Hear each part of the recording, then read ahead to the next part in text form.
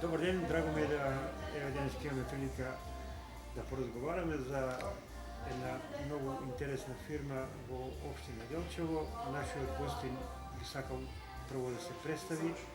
Повелете вашето име и презиме, вашиот автобиографија и да почнеме да разговараме за кожарата. Јас сум роден во село Бигла, Стоименов краде. Основно 8 одделение заврши во Делчево. 5 и 6 заврши во Грљани, Калинаци, пошто таму кина и продолжи тука во гласен раководител ми беше Георгиев Младен. Така. И после тоа немах услови да продолжам со школата. За година дена повика од војното, отидов во служење војни рок во Шабац. Го служи војни рок, се вратив и вработување тогаш имаше, па немаше, се примаше, па се отпушташе и како... Тогаш средно образование бевте? Не, јас од толку повеќе немам образование. Добро. Тоа со 8 одделение. Да, добро. И 2 години работев приватно, Добро. граѓевина. После тоа распишав во кожара Методи Мицевски Брицо оглас. У 10 месец 10 работника требаше, шивачи, работници, едноставно. Која година е тоа? Тоа е 71 година. И ја поднесов у 10 месец молба, ме одбија 10 месец, ама тогаш, пошто сезоната почнува зимето за кроење на и шиење на бунди и кожушчиња, ракавици, и повтор пат распишува оглас и јас повтор пат истата молба само препишев и датата дека повтор пат сум заинтересиран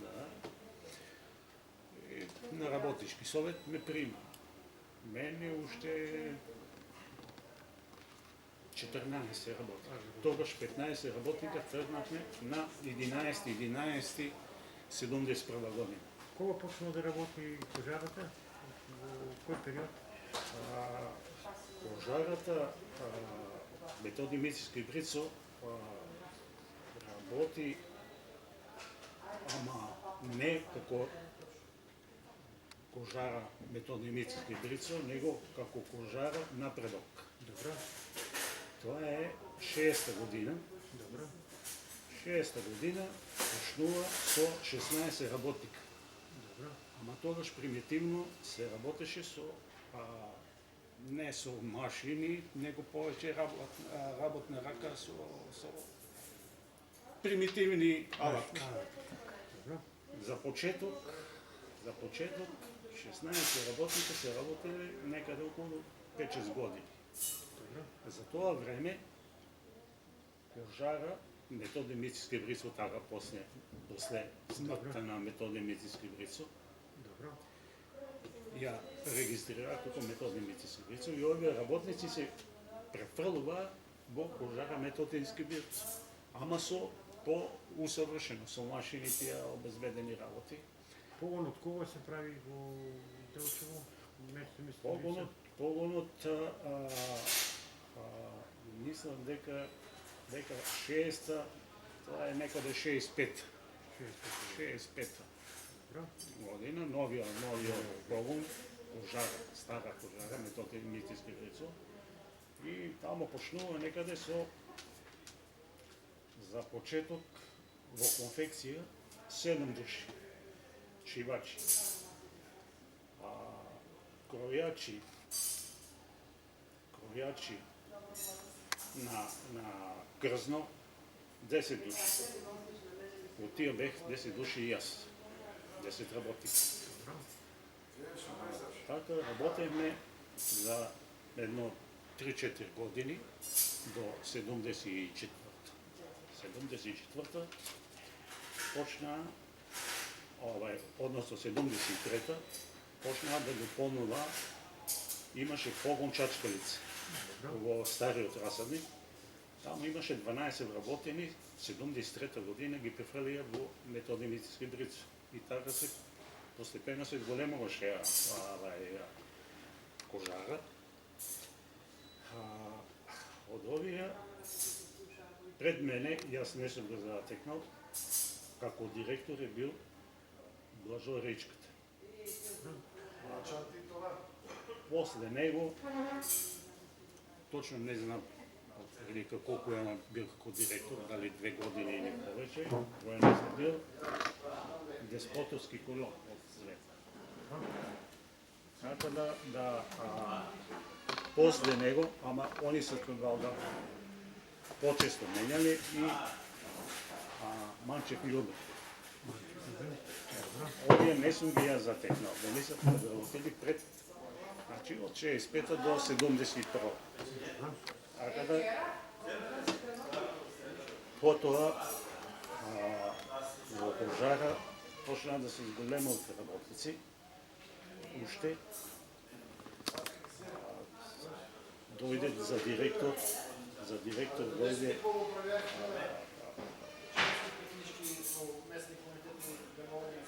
Марко Стојменов. Он е работил една година и пол како комерцијален. Ама пошто не е имало директор, пошто овие се веќе одвлечени, оние работеше со кожара едно 10 години. Кога се отвори стоковна куќа, он напушти Методи Мициски Брицо и дојде во стоковната куќа како раководител.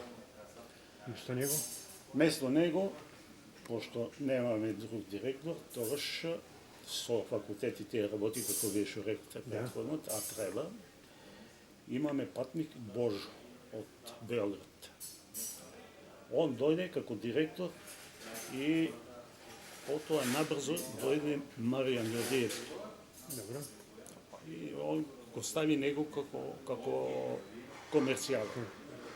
Божо да биде отпатник директор, работнички совет се согласија со тоа и го ставија Маријан да биде комерцијален, Ѓордиев Маријан, а Божо да биде директор. 2 години немаше проблем. Значи во магазин роба летеше, не можеме да постигнеме колкуто тоа. И така се зголемуваше работниците. Бројот на вработени колку прилика? Па некаде околу 100 работници тогаш. А меѓувреме донесоа одлука крзно да се укине. Да се спои или со нас, или работниците да си барат работа. По која гледна точка, не знам, по која одлука валда на собрание или на општина, они беа 26 вработени и дојдоа сите кај нас. Тогаш беше Павле одговорен, ама Павле го ставија со мене колега. Јас за почеток почнав да кројаше на крст. И го ставија на одмах до мене една маса, за да кроја. Он е работил и он претходно Методи Мициски Брицо, па после напуштил и е отворил Видра. Од Видра колку е работил тамо, беа 5-6 години, точно не се сеќавам. Него го пак врати од кога дојдоа и он дали 2-3 дена работеше, вика јас тука не можам да одржам. Ќе напуштам. Викам како ќе напуштам, вика и ќе одам фирма, вика ќе друга. Која фирма? Вамо тамо беше Звегор, село Звегор, село Дранче или село Бигла. Погон кој може да го објект има, да гооспособи, да го пренамени. Например, во Бигла имаше основно училище, школа, Јана Самбанска. И бираше во Дранче беше исто сала некоја тamo, што ако користат селото. И во Звегор исто домот. И тоа по сите параметри што викат и одлуки, повоци потели, вамо, тамо, вамо, се согласи во Бигла. Он отвори погон во Бигла и во Бигла колку имаше тамо од селото. Тоа ги вработи. Нешто тука одеше вие по-стручни со искуство, за да може да ги обучат. Што тие се почетници. Така да со исто тоа време до некаде 79-80 донеса одлука да се прави нова кожара. Нова кожара во Барчите долу, кај сегаш постоечи. Ако донеса одлука, сега беше кој ќе гради, дали грани да гради или трудбени. И тука имаше помоци потели со ова градените. Преовлада да грани тамо. Ја изгради 80-81, ние почнахме да работиме таму. Ама улица немаше, постоечата улица сега асфалтирана што е од автобуска према Кожара, немаше. Ние одеме по импровизиран пат оздолу од кај сточното пазариште, тамо имаше влез и влезот од горе сега. Ама пошто заобиколвани, поготово ние од Ново Делчево, од Милковградов работени тамо, одеме през дворот на Партизанка и пешки, тоа е некаде околу 200 метри од Партизанка до Кожара. Тоа не пати едно зиме, врне снег, гош, најизменишно. Од Партизанка до тамо до дека иде не, као до колен. Ама не се откажавме и продолживме така со работа. Колку веќе вработени имате во тази? Тогаш околу 130 работника бе. А раководител кој ви Во новата раководител тогаш беше, требаше да биде Маријан. Ама пошто Маријан некако се двомеше или па не беше сигурен, како на работнички совет доносат одлука да прима он да биде или комерцијален или директор генерал. И он вамо тамо по некоја си одлука на општината дојде Симо. Симо дојде, Атанасовски Симо. И сега требаше Атанасовски Симо да биде комерцијален, а Маријан да биде генерал. По сите параметри, што викат, како дојде што дојде, работата се измени, тоа многу брзо, за 2-3 месеци. Работнички совет се собират, Симо го стават за генерален директор на Методни медицински Брицо, а Маријан да биде комерцијален. И вамо тамо работите имаше со тие Другиот кадар како ви беше од Пилинка? Другиот кадар Кој раководеше со фирмата? водеше, имаше сите структури, сите кадри имаше и што тоа готово шталара, конфекција и крзнара. Тие трите погони работеа во склопот на Методни медицински Брицо, меѓутоа со посебни раководители. За почеток беше Лимонка. После Лимонка дојде Сонја. Сонја замени, пошто имаше со повисоко образование. Тогаш се прими и тко се прими. Они беа како одговорни шефи.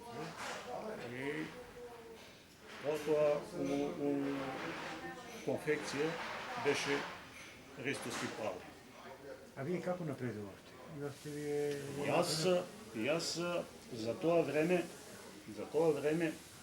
кога се примив, тамо се работеше со парен котел на чумур. Тоа го е, овај парен котел, тоа е напуштена локомотива од тие малите, донесени тука и е приспособена за затоплување на вода. А тој парен котел е на чумур јаглен.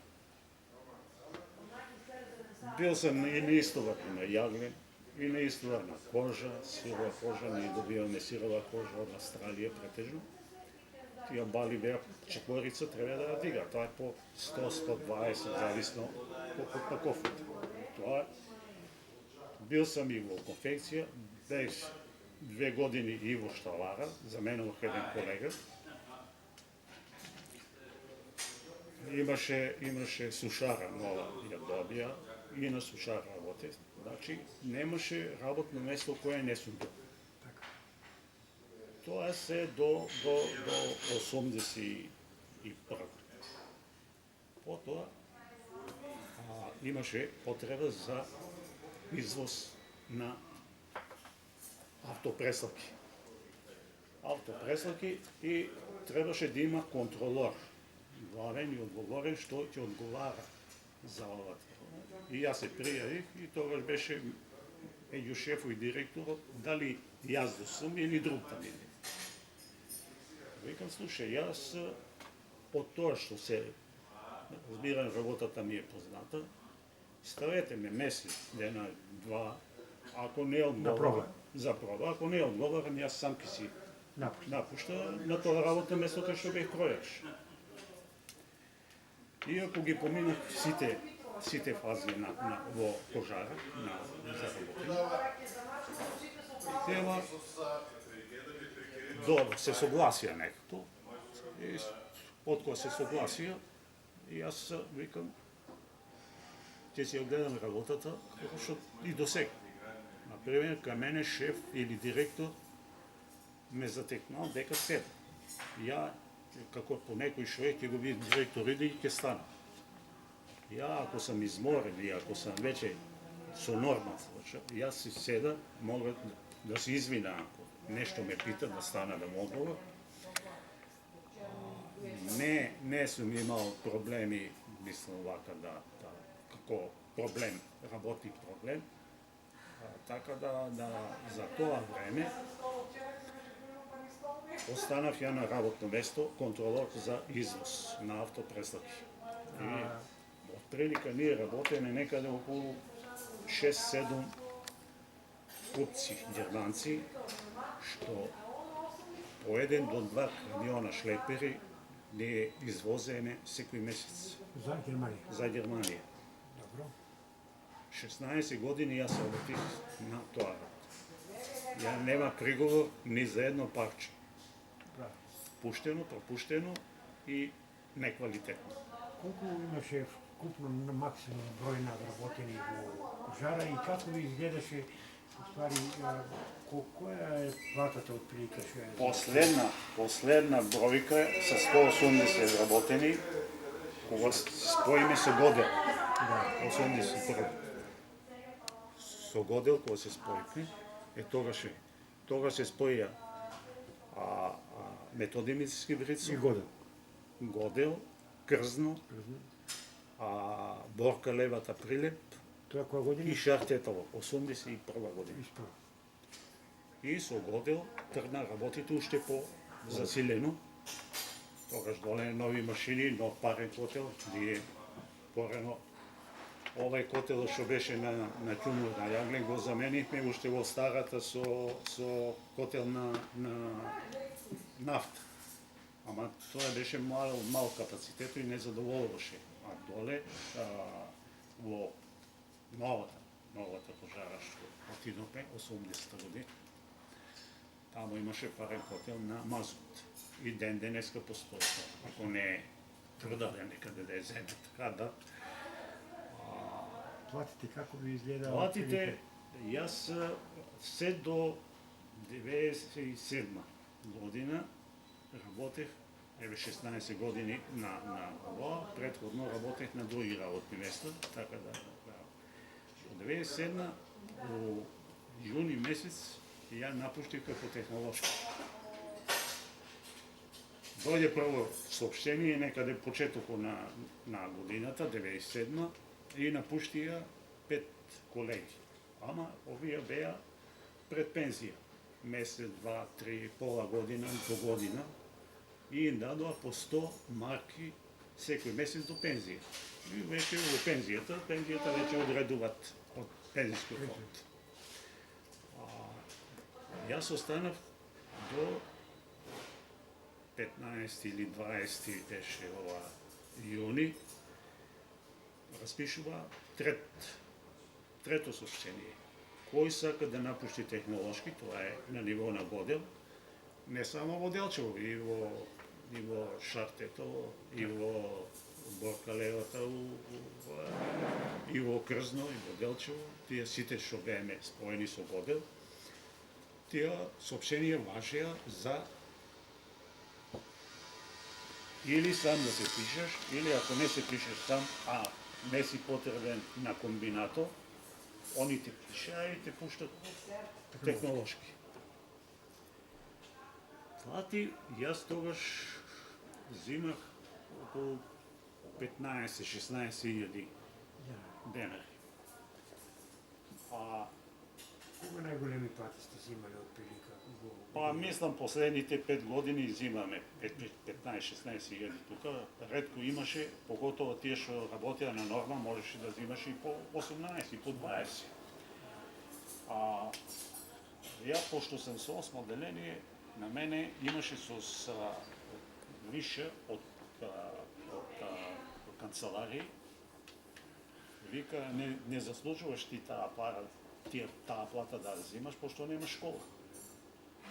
Јас им одговорих, уште тоа е на работна заедница, викам, ако ја не ги заслужувам тие пари, дојдете ќе се замениме. Вие во канцеларија што работите, јас ќе дојдам на ваше место. А вие дојдете на моје место, па нека ви дават 20. Ама не е така. Викам се, не е така. Дури имаше превод да ми одбиват. Пошто немам ни квалификација, ни школа, викам, јас на тоа работно место, свесно или несвесно, сам ангажиран и работата си ја гледам исправно. Ако има нешто, овие раководството, нека ме сменати, нека ме пуштат од работа. Тоа е прашање да ви поставам. Како беше вие толку години во кожарата? Во однос од комуникацијата, соработката, меѓучовечките односи во тоа време со луѓето, дали имаше некое разбирање, слога, почитување едни со други, заеднички, дали сте излагали, да. Меѓу работниците имаше поштовање и поддржување. Значи, работниците, ако се сложат еднакво, имаше единство. Меѓутоа, имаше проблеми околу тоа. Ние сме споменили 5-6 директори најмалци. После Бражо Ревичката и Десподов и Манчев, Марко, па Божо, па Марија, па веде директори или пошто људските односи не биле во добри. Ни беше Евтимко Кушиски, 1 година. Мишо Филабок 1 година. Симо Атанасов го ставија како веде, ама он продолжи после, пошто го работнички совет избра, а Маријан го сменија за комерцијален, меѓутоа и тоа не го биде. Маријан и со комерција. Човечките односи кај работниците биле на работниците на високо. Меѓутоа, кај раководството имаше нешто не држи. Значи, за тоа место, овие ги, како спомнувам, како ВД по 1 година за људските односи на себе. Након Николовски генерален беше на Годел. И он беше за сите тие фирми што се споиме одговорен. Меѓутоа, и тука уште не беше стабилизирано за почетокот, па ни поставија и Војо Стојковски од Годел како 1 година како директор ВД, за да се Ljudskите odnosi, односите меѓу раководството. На крајот би сакал да ве прашам, вие сте веќе у пензија долго време. Во пензија сам. Да. Што мислите? Зошто сте на година? Овие сте годел како годел земало кредити, а не ги враќал. Кредити земал од комерцијална банка. Во годел раководството што беше, сите беа од Скопје власи. Начело со Нако. Единствен што не беше влах во раководството од тие првите виолени после Нако, беше само Вој, Стојковски Вој, што го назначи тука за стечајен, за да среди ситуација.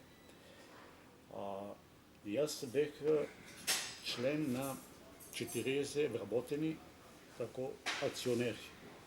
Имаме некои интерни акции, откупуваме акции. Едно 5-6 вработени од Делчево купуваше акции. Тие акции ги купуваше за марки. И едно време, дали беше 2-3 дена, уште кој сака да купи акции. И доаѓа од овие од раководството наше, што се вика, ради што правиш и купиле акции, викам не. Зошто? Вика ти имаш пари, викам има.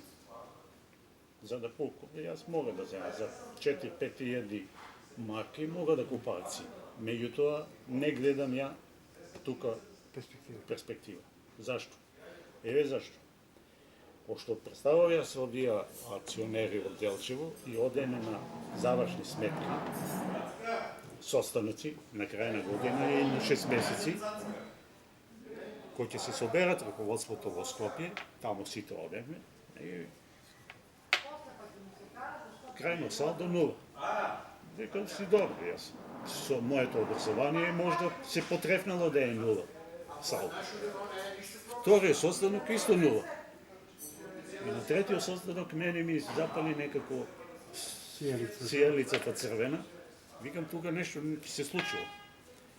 И потом тоа многу брзо почна. Донесе портокали, пилиња, сувоместни работи, а годел имаше Се на друго производство. освен на кожа, они произведеа, имаше и месна индустрија, што месо го пакуваше, пушеа и имаше изобилство. Значи, кланица имаше. И така почнаа пакетите да стига, викам овие пакети нема да бидат многу брзо добри, ќе ни загопчат, нема да бидат фрути. И тоа многу брже се случи до 97 како што ви викам. И сега последното сообщение беше дали јас доброволно да се пишувам или они ќе ми пишуват. И остануваме ние 10 вработени. У исто време, во јуни месец, одиме и се пишем. Тоа последно сообщение беше. И јас за тоа време, од кога го напиша сообщението, сон не ме фаќаше. Дали да се пишам или да не се пишам. Кој ка сретнам овака, пријатели, роднини, тоа, прашувам, дали, како попаметно е да направам, дали да сам да напуштам или 5-16 не се за подценување плата тогаш, за тогашно време. Ама, ако остана, ќе остане и без вие. А ако остана, 5500 дина. Значи од 15-16 ја останувам со 5-5.500. А имам 20 студенти, ќерките во Скопје, на факултет. Солидни од почеток до крај. Не знам дали се сеќавате, нели? Како не? Завршија со одлични успех и тоа сум горд на тоа и среќе. Викам, ако треба и кола и куќа ќе продам, важно кредит ќе земам, важно да завршат факултетите, да излегнат, да си земат своја. Оти знам ја по мене. Ако сум ја имал школа, например, не е факултет, више да сам имал, средно да сам имал, на многу по-високо работно место ќе сам бил или ќе сам бил и со високи примања, што е логички. Меѓутоа јас со мојата школа и со моето патешествие, што викаат, сум задоволен и од платите, и од работата, а и од пензијата се. Многу ви благодариме, да сте здрави и живи, уште многу